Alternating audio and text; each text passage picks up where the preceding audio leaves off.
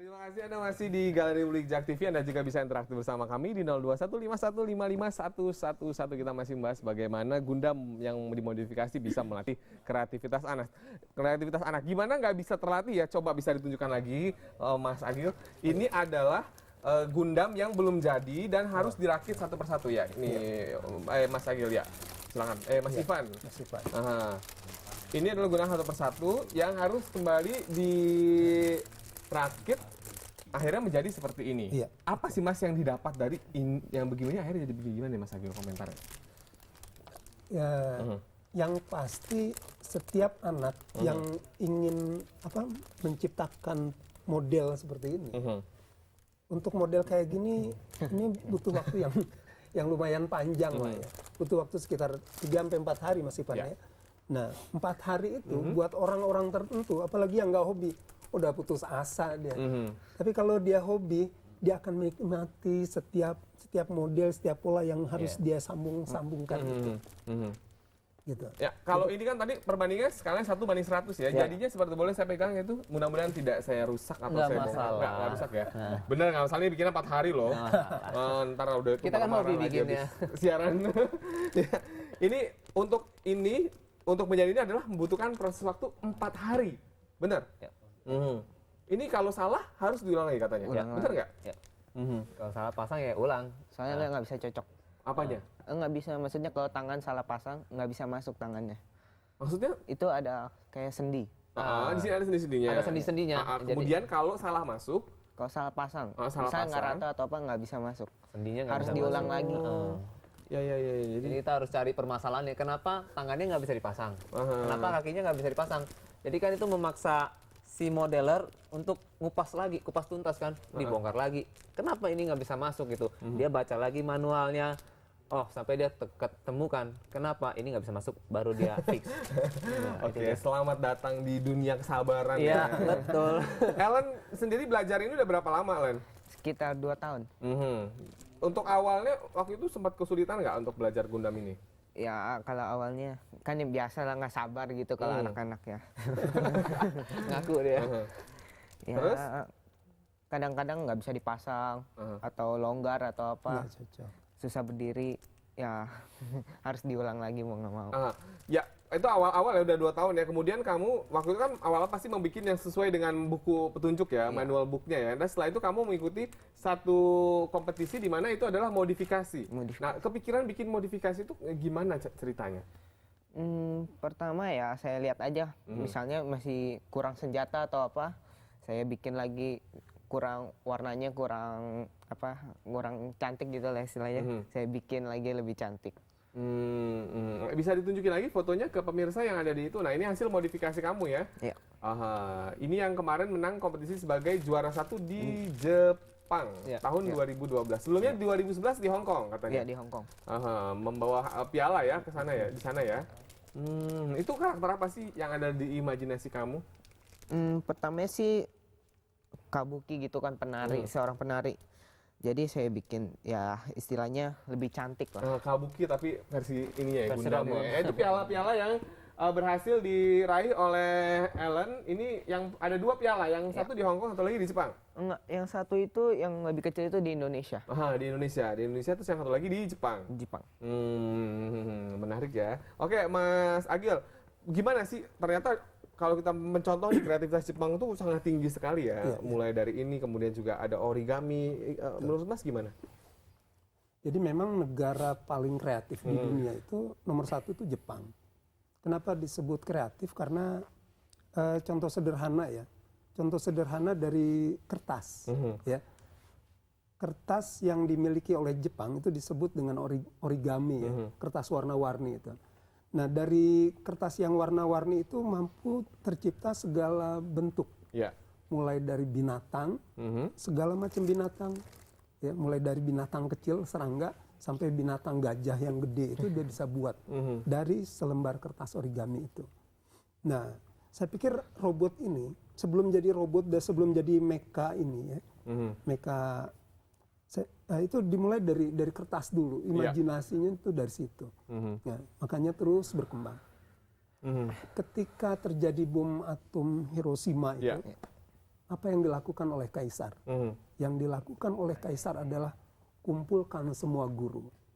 Kenapa harus ngumpulin guru? Karena guru-gurulah yang bisa mengajar dan mendidik anak-anak. Gitu. Dengan anak-anak dididik, maka kreativitas dilatih dan ditularkan oleh guru-guru itu.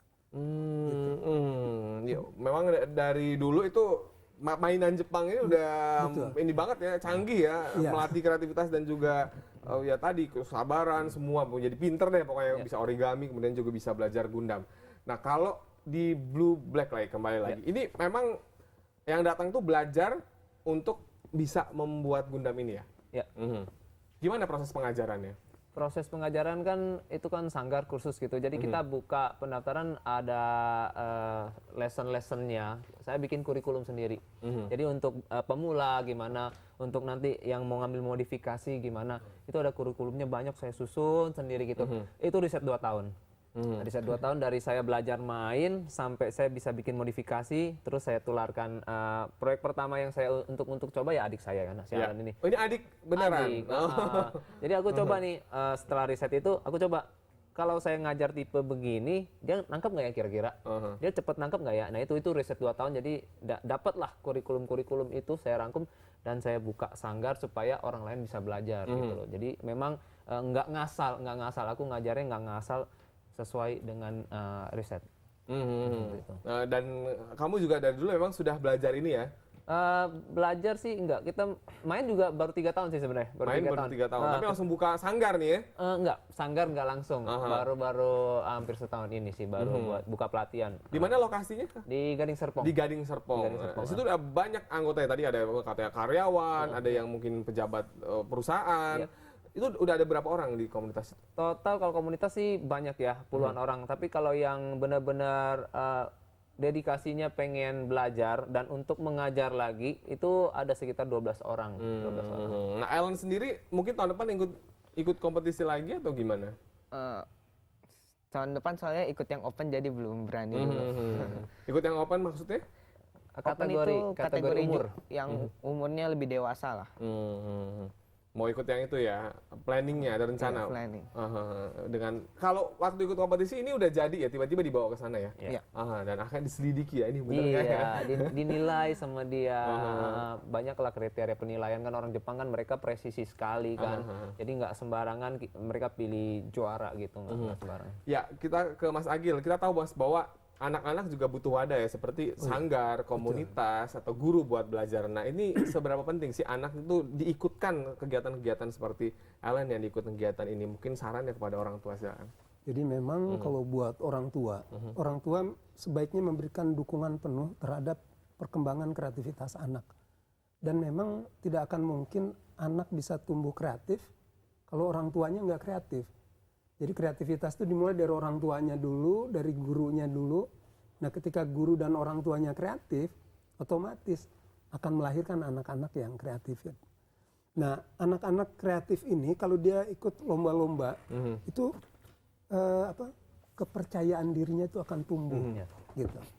Jadi, nah ketika kepercayaan dirinya tumbuh, dia akan mudah untuk menghadapi apapun lah. Ya, betul. Jadi pede gitu loh. Nih gue bisa melakukan sesuatu. Nah, ketika tumbuh kepercayaan dirinya, ketika dia menghasilkan sesuatu, itu dia berani untuk bersaing. Gitu. Sebaiknya sejak kapan anak-anak dilatih untuk mengikuti kreativitas? Saya pikir kegiatan? dari kecil lah. Ketika anak mulai tumbuh aja, mulai dari 0 tahun. Nah, dengan anak-anak diberikan mainan, gambar atau apa yang penuh warna itu. Saya pikir itu akan membuat anak tumbuh kreativitasnya. Bung William pernah kecil kan, pasti ketika usia-usia 2, 3, 4, 5 tahun itu paling puncak kreativitas ya nggak?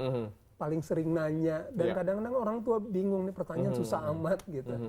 Nah, seringkali ketika anak mulai bertanya itu apa yang dilakukan orang tua? Berisik lu nanya mulu gitu kan. Diam ya. Diam, nggak usah banyak omong. Diam. Nah sebaiknya ketika anak mulai banyak bertanya itulah orang tua harus harus meningkatkan kualitas diri dia. Oh, gue harus banyak belajar. Iya, ya. Ketika anak mulai bertanya, orang tua juga mesti tanggap nih kira-kira Ya, apa maunya anak. betul. Sebetulnya sudah bisa dibaca nggak sih Mas? Mungkin kreativitas, oh ini kayaknya arahnya bakal ke ini nih, ke teknologi nih, atau mungkin bakal seperti dia nih, ke Gundam nih, atau robotik. Nah, jadi memang kesukaan potensi si anak mulai bisa kelihatan ketika dia usia-usia mulai masuk usia TK ke SD lah ya. Nah di TK itu kan seringkali dia menyukai sesuatu, apapun itu. Ketika dia menyukai sesuatu, nah saya pikir orang tua harus cepat tanggap nih. Oh, nih anak ternyata seneng main mobilan. Iya. Nah kalau memang dia suka main mobilan, ketika ada pameran-pameran mobilan, ajak. Ya, betul. Ketika ada balap mobil di Sentul, ajak. Nah dengan begitu akan menumbuhkan minat dia, menumbuhkan hobi dia. Dan juga semangat dan juga kepercayaan diri tadi ya. betul. Pemirsa, Anda jangan kemana-mana, kami masih membahas seputar kreativitas anak. Anda juga bisa interaktif bersama kami di 0215155111, tetap di Galeri Publik.